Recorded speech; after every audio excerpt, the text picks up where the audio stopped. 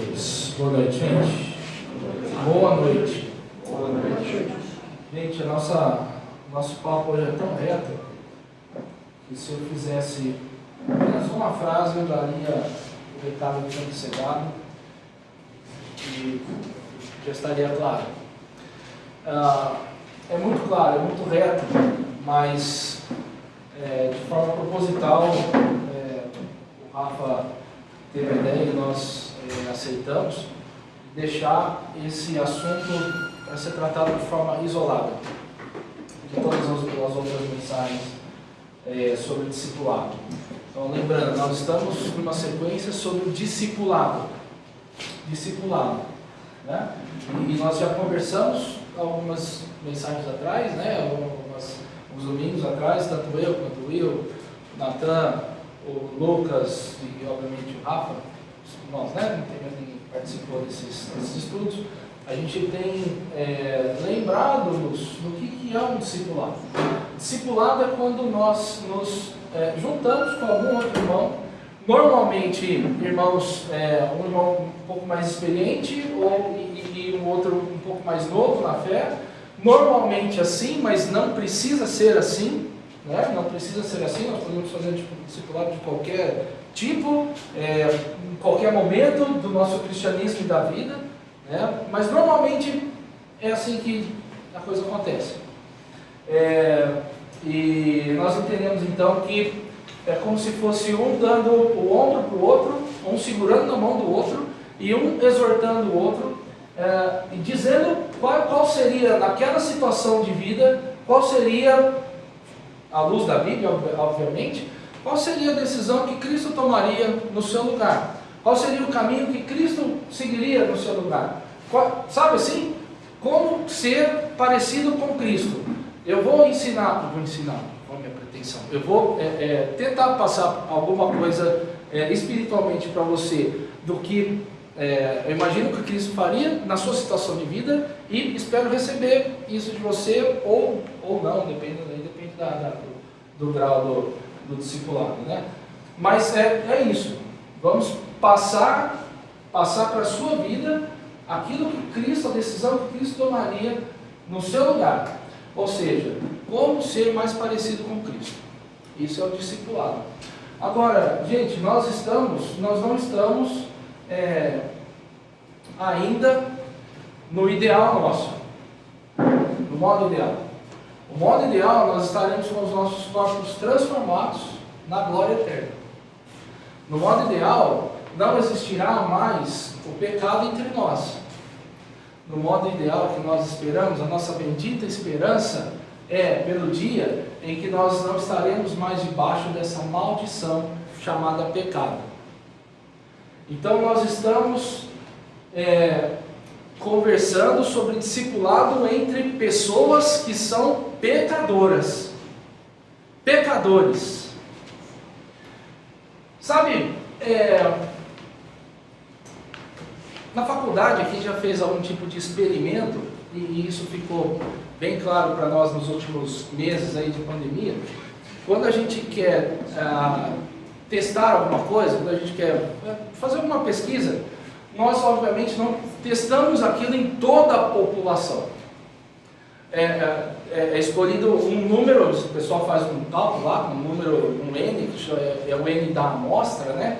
E aí o pessoal chega a uma conclusão que, se nós, nessa população aqui de 100 mil pessoas, se nós testarmos em 1000, é como se nós estivéssemos testando nessas 100 mil. É mais ou menos isso aí que eles estão, não aponta, mas existe um cálculo que é feito. Por quê? Você não sai testando em todo mundo, não precisa fazer isso.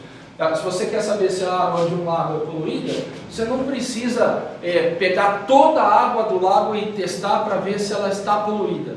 Você pode simplesmente pegar uma amostra daquela água do lago e aí você faz as medições e você vai chegar à conclusão se aquilo é poluído ou não. O apóstolo Paulo, escrevendo aos Romanos, ele fez isso, essa medição, no capítulo 3.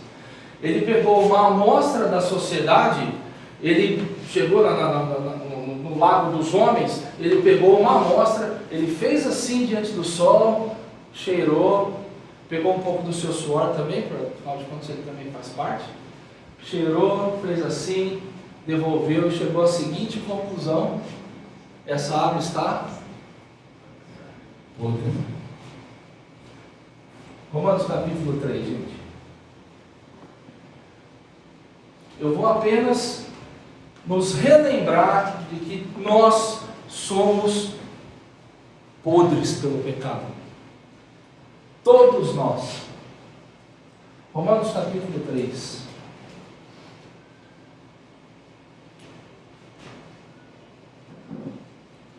A partir do versículo 10. Paulo vai relembrar as palavras do salmista quando ele diz assim: não há nenhum justo, nenhum sequer. Está falando sobre as pessoas. Não há ninguém que entenda, ninguém que busque a Deus. Todos se desviaram, tornaram-se juntamente inúteis. Não há ninguém que faça o bem. Não há ninguém. Não é o bem de ser bonzinho. Não há ninguém que faça um bem que seja suficiente para você chegar diante de Deus e dizer assim: ó, eu sou justificado por isso que eu fiz. O Senhor pode me declarar justo porque eu fiz esse bem durante a minha vida, ainda que seja durante toda a sua vida. Não são atitudes boazinhas. Atitudes boazinhas a gente faz, mas isso não leva a nada. Isso não significa nada. Isso não representa nada diante do quadro podre do ser humano.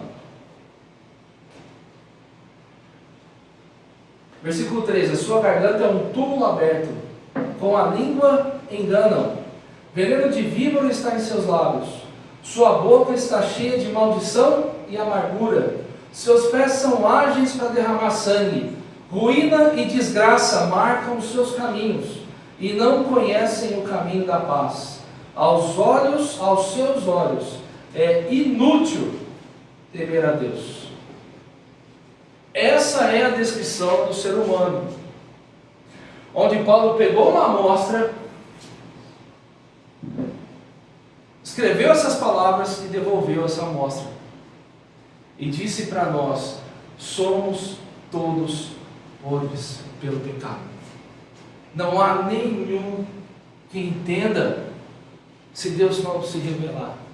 Não há ninguém que busque se Deus não puser a sementinha do desejo. Não há ninguém que tenha fé se o autor da fé não puser a fé no seu coração. Não há ninguém, nem eu, nem você.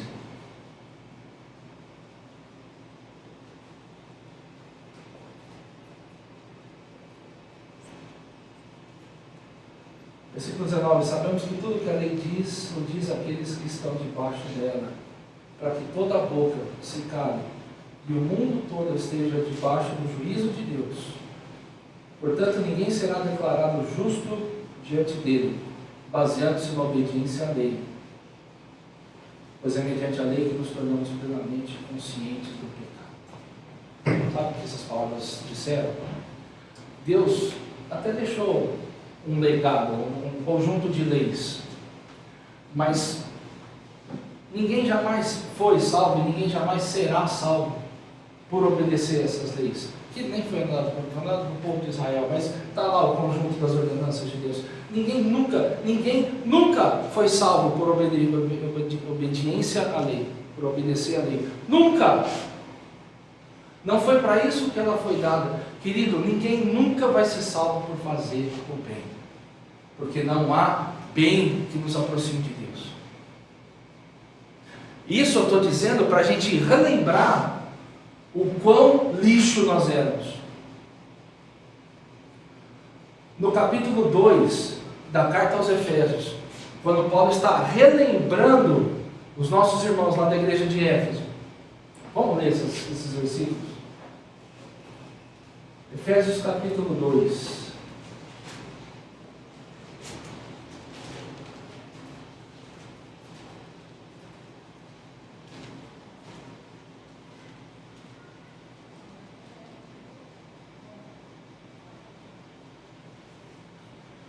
Versículo 3: anteriormente, todos todos nós também vivíamos entre eles, satisfazendo as vontades da nossa carne, seguindo seus desejos e pensamentos. Como os outros, éramos por natureza merecedores da ira de Deus. Todavia Deus, que é rico em misericórdia, pelo grande amor com que nos amou, deu-nos vida com Cristo, quando ainda estávamos mortos em nossas transgressões. Ele está se incluindo e relembrando os irmãos de Éfeso o quão distantes nós estávamos de Deus. Nós não tínhamos, irmãos, a menor capacidade de agradar a Deus.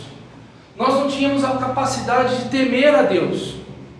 Nós sequer levávamos Deus em conta. Sequer isso. Escravos do pecado, sabe o que é? Sabe que os homens que são escravos do pecado, eles pecam para se satisfazer, e eles nem sabem o que eles estão fazendo. Isso não machuca, porque é normal se satisfazer. Esses são os escravos do pecado. É dessa escravidão que o pecado, que Cristo nos salvou já. Hoje não somos mais escravos do pecado, ainda que conscientemente, às vezes, ou inconscientemente também, pequemos, mas já não somos mais escravos.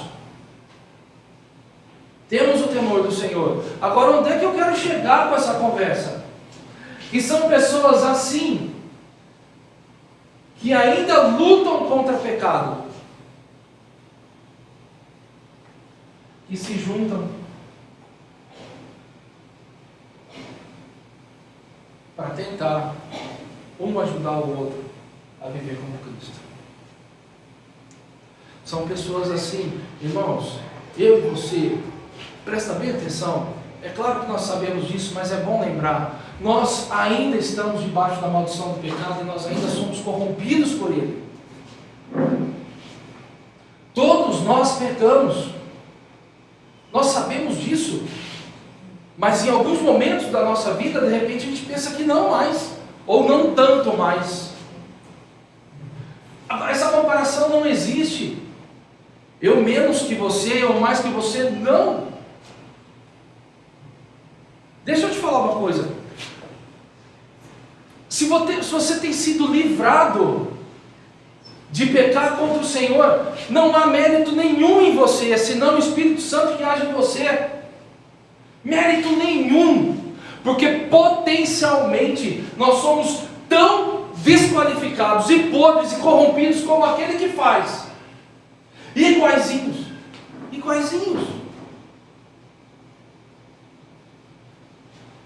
O nosso casamento está debaixo da mesma desgraça do casamento que é lá fora.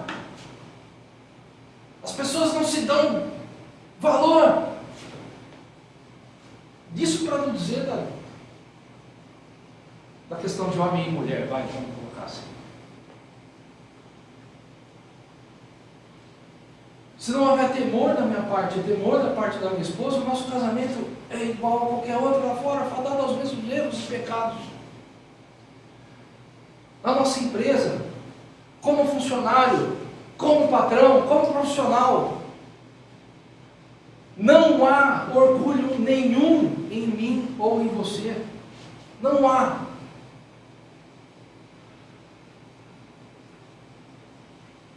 E para que haja discipulado,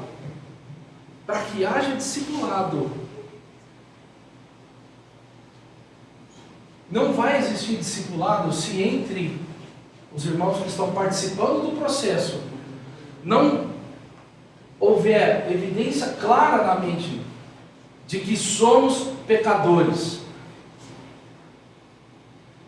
E por isso, como pecadores que somos, não cabe em momento algum qualquer tipo de julgamento.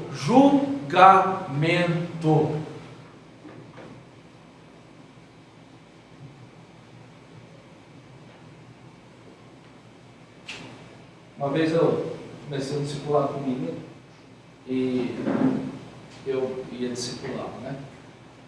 E a primeira vez que ele foi lá em casa, o passou, foi legal e tal. Aí no domingo seguinte, o líder da igreja que eu participava me chamou, dizendo que fulano viu latas de cerveja na minha geladeira. E a igreja que eu participava era pecado, cerveja, coitado. Não precisa. E aí, que confiança que eu tenho para receber um menino desse na minha casa? De novo. Fala para mim. Nem líder da igreja não dá para chamar, né? Só depois que eu tomar cerveja, né? Eu posso chamar. Que confiança que eu tenho de chamar esse menino de novo para dentro da minha casa? Eu posso chamar numa outra situação, né? O pessoal vai na casa e tal, agora assim, para discipulado, que confiança que eu tenho? Para que haja discipulado, não pode haver, isso que eu estou falando é uma coisa que nem pecado era. Gente, nós julgamos o tempo inteiro. É o nosso prazer julgar, porque quando nós julgamos, parece que nós lavamos a nossa alma, pecadoristicamente falando, né? Quando nós julgamos o outro, parece que aquele que parece que era tão santo não é tão santo assim. Olha como a gente é podre. Nós julgamos o tempo inteiro. Nós julgamos se o líder da nossa igreja vai falar alguma coisa. Mas se ele não falar, a gente julga também. Se falou, ele é autoritário. Se não falou, ele é mole. Não é assim? A gente julga o tempo inteiro. Se vai tocar guitarra, se não vai tocar. Se vai tocar, é exibido. Ah, chegou da França, está tocando guitarra? Estava na França, quer falar que estava na França. Se não toca, vira isso aí que vocês viram hoje no culto. A gente julga o tempo inteiro. Se cumprimenta, é porque cumprimentou todo mundo. Se não cumprimenta, é porque não cumprimentou. Não é assim? Olha que louco que a gente é. Se frequenta todas as reuniões, está querendo ganhar ponto com o pastor. Mas se não vem, aí está fraco na fé. A gente é assim. Se me convidou também, por que está me chamando? Não é assim, Du? Não cantou meu nome ontem lá. Depois nós cantamos. Olha, depois que eu pus o... Depois que, claro. Aí cantou, claro. Eu estou falando da gravata, não tá? Cara, a gente é assim. E é o tempo inteiro. Se não enche as garrafas de água,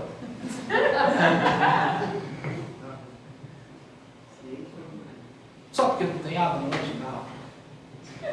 Besteira. Vamos assim. Cara, a gente é o tempo inteiro. Se oferta, é exibido. Está sobrando. Se não oferta, é mão de vaca. Agora sim, isso tudo obviamente tem as lições a respeito disso, tem os ensinamentos dentro de cada coisa, mas a gente julga o tempo inteiro. O tempo inteiro a gente julga. Ou é difícil fazer discipulado. Sabe por quê? Eu já fiz discipulado há muito tempo. E assim, quando você... Gente, é tão difícil você chegar ao ponto de abrir pecado, ou abrir pecado, é difícil demais. Abrir pecado é difícil demais. Agora você abrir o seu pecado e a pessoa te julgar, vai ser a última vez que você abriu o seu pecado. Vai ser a última vez. Carta de Tiago, capítulo 4.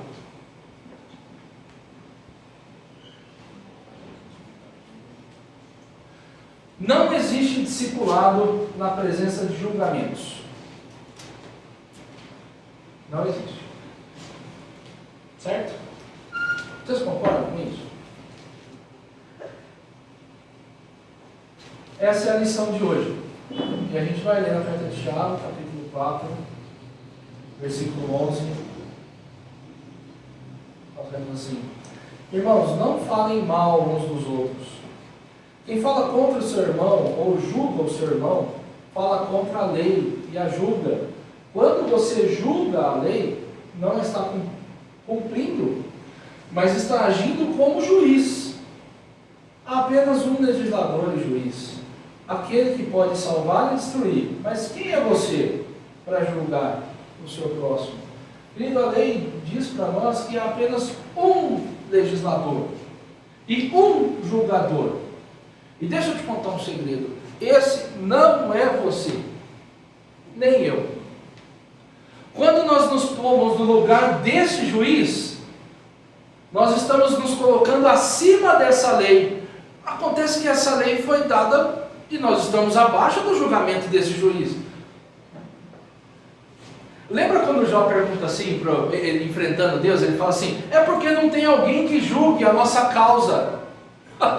Doidão, Jó, né? Não tem ninguém que julgue a nossa causa, porque se tivesse, Deus, o senhor ia ver que o senhor estava errado. É isso que Jó falava para Deus. Não tem ninguém que julgue aqui, mas não tem mesmo, porque quem julga é Deus. Quem julga é Deus. Só Ele.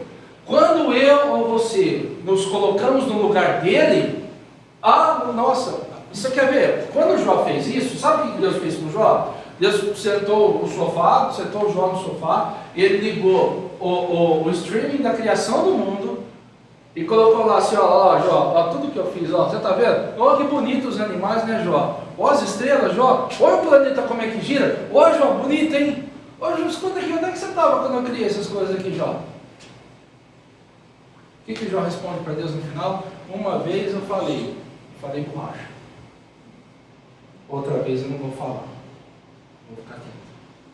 O Senhor é Deus. Não há quem julgue acima de Deus. E não adianta nós nos colocarmos na posição de quem julga.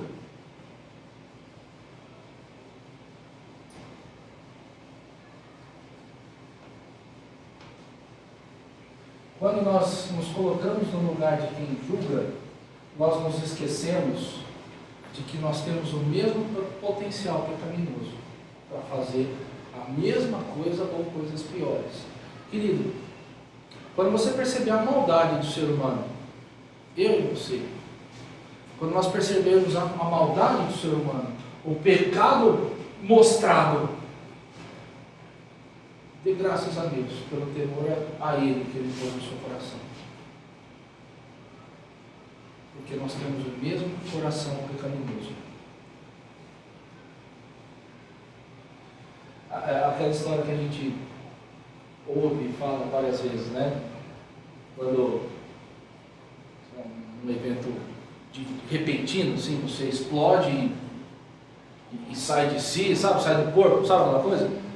E aí xinga, bate, esbraveja, sabe aquela coisa assim? Bem de trânsito mesmo. Tipo isso aí. Sabe quando nós já falamos várias vezes, mas é bom repetir. Sabe quando a gente depois põe a mão na coisa e fala: nossa, parece que não era eu fazendo. Sabe assim? Mas parece que não era eu sou tão calmo. Né? Então, só que a gente sabe que ali é que era eu e você. É aquele coração ali, animal, pecaminoso, pecador. Nós só não fazemos a mesma coisa naquele momento por temor ao Senhor. Mas vigie e ore, porque amanhã o inimigo continua ao nosso redor, querendo nos derrubar. Não julgue. Não julgue. Capítulo 5, versículo 16, Tiago.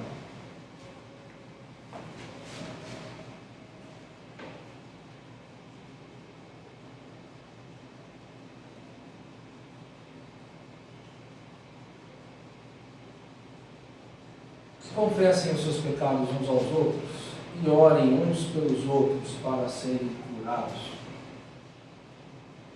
Obviamente não é a confissão de pecados para a salvação, né? Não é isso que está falando. mas é confessar de abrir a sua dificuldade. Fala o que é. Não é a confissão que você faz a Deus arrependido e realmente dizendo, não, realmente eu sou pecador, eu preciso de salvação. Não é essa a confissão. É a confissão aqui no horizontal. Dudu, eu estou passando um problema assim, cara. Eu estou com dificuldade nessa área da minha vida. Eu tenho dificuldade com esse pecado. Normalmente, querido, os pecados eles são recorrentes. A dificuldade que você tem com o pecado de hoje é a mesma de 10 anos atrás. E talvez seja a sua luta. Talvez seja essa a sua luta. Sabe o que acontece às vezes no discipulado? Eu falo para o Du qual que é a minha luta. Sabe o que ele faz? Ele fala assim, ô louco. É porque não é a luta dele. Não cabe julgamento, porque eu sei o quanto isso me fere e me machuca, o quanto isso me atrapalha. Eu sei, e eu estou te dizendo isso. Acredita em mim, ore comigo. Ore comigo ao invés de me julgar.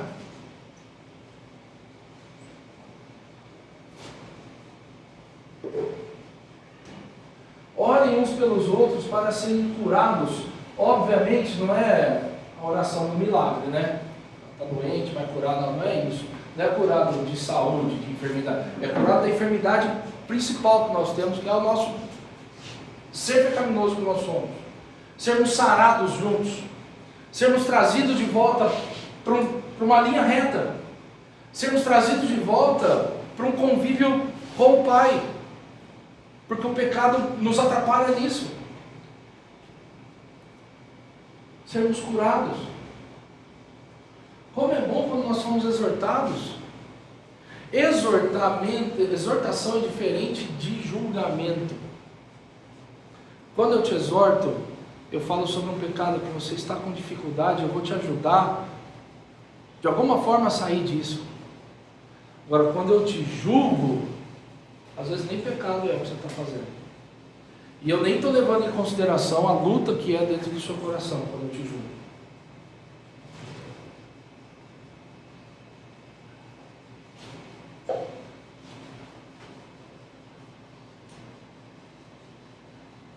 Sermos curados para sermos livres do fardo do erro. Deixa eu perguntar para vocês. Você já teve essa experiência com o irmão? De sentar, conversar, confessar pecados com ele, ou com ela. Vocês orarem juntos por isso e passarem por um processo em cima disso. Já teve essa experiência? Nunca teve? Então a cruz está muito leve. Muito leve. E deixa eu te falar uma coisa, talvez você já passou por isso. Já passou por isso. Mas talvez a sua luta continue a mesma. Sabe, não é uma coisa pontual que se faz uma vez e pronto, acabou. Não. O pecado, ele humilha a gente a ponto de a gente não quer mais fazer aquilo, mas a gente faz ainda. É humilhante para nós. Dificilmente um pecado com o qual a gente luta é tratado e abandonado. Talvez até o ato seja abandonado, mas o desejo, que maldita carne que nós temos. Que carne maldita. Ou a de vocês não é assim? Que carne maldita. Sozinho é muito difícil, querida, é muito difícil. Experimente ter alguém do seu lado, para você confessar os seus pecados. É tão bom quando você fala, minha dificuldade é essa. E a pessoa, nossa, realmente, como a gente é pouco. Vamos orar, eu vou orar por você. A minha também, a minha é essa. Ora por mim, ora pela minha família. Não estou passando assim. Eu estou com uma dificuldade imensa nisso. Fala.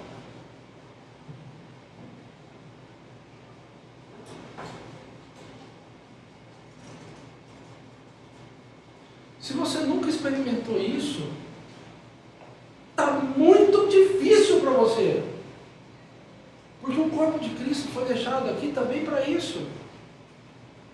Para nós nos ajudarmos. Para sermos edificação um do outro. Marca um café.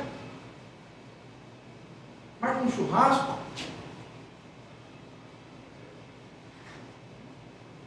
Marca uma conversa. Um pão com manteiga. Chama a pessoa. Vai namorando a pessoa. Até que chega uma hora que existe intimidade. Ninguém cria intimidade assim do nada. Bom, agora a gente é. Porque a gente é irmão, a gente tem que conversar. Isso não existe. Se não houver uma aproximação, nunca vai existir intimidade, você nunca vai conseguir participar de processos profundos. Mas isso é um discipulado. Agora, isso nunca vai acontecer se houver julgamento. Nunca vai acontecer. A oração do justo é poderosa e eficaz. Nesse processo, quando nós confessamos as nossas dificuldades e nós estamos dispostos a lutar contra elas, e o nosso irmão, companheiro do caminho, sabe, o companheiro de caminhada, forasteiros que somos, os nossos companheiros do caminho, sabe? Quando juntos nós nos dispomos a orar por aquilo, Tiago diz que a oração de um justo é poderosa e eficaz. Ele dá exemplo lá de Elias. Quando Elias orou, naquela dificuldade espiritual que o povo de Israel vivia, orou e Deus mandou uma seca de 3 anos e meio, e Elias fala assim, não vai chover enquanto eu não falar. Enquanto eu não falar, não vai chover. Vocês vão aprender a depender de Deus. Vocês vão aprender quem é que dá o sustento. Imagina um homem que fala isso aí. Enquanto eu não falar, não vai chover. E posso falar que não choveu. Só não choveu a hora que ele mandou chover. Agora, que dirá para assuntos assim, espirituais, a oração do justo é eficaz.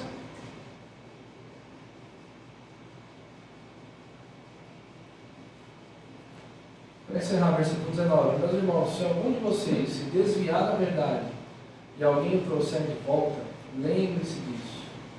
Quem converte um pecador do erro do seu caminho, salvará a vida dessa pessoa e fará que muitíssimos pecados sejam perdoados. Esse é o resultado que se espera do discipulado, da nossa intimidade. Salvarmos um ao outro do pecado, do fardo do pecado, para que muitíssimos pecados nossos sejam perdoados, tanto no vertical quanto no horizontal. Esse é o resultado. França, não pode ter julgamento quando a gente se abre. Não pode ter. Quem converte um pecador dos seus erros, salva a vida dessa pessoa. Mas isso jamais vai acontecer em um ambiente com julgamentos. Agora, se a gente lembrar do que a gente falou no começo, se cada vez a palavra nos lembrar de que nós somos tão estragados quanto todos os outros por conta do pecado, e que a nossa salvação é tão somente pela graça, e não por entendimento nosso, e não por força nossa, e não por qualquer coisa que nós tenhamos, se nós lembrarmos disso, jamais vai haver espaço para julgamentos. Porque nós somos feitos do mesmo bolo pecador. Mas um dia, querido, eu e você seremos livres disso. Essa é a salvação final. Isso é o que nós esperamos. O dia em que nós estaremos transformados, quando o que é corruptível se transformar naquilo que é incorruptível. Lá nos céus, no lugar que Cristo tem preparado para nós, não vai entrar pecado. Não haverá luta contra o pecado, porque ele não estará lá. Não haverá. Não haverá mais maldição alguma. Isso é o que nós esperamos. Mas até lá, lembremos sempre que nós precisamos uns dos outros. E nunca um dedo vai ser apontado, porque o legislador está acima de tudo, de todos. É o Senhor Deus. Amém?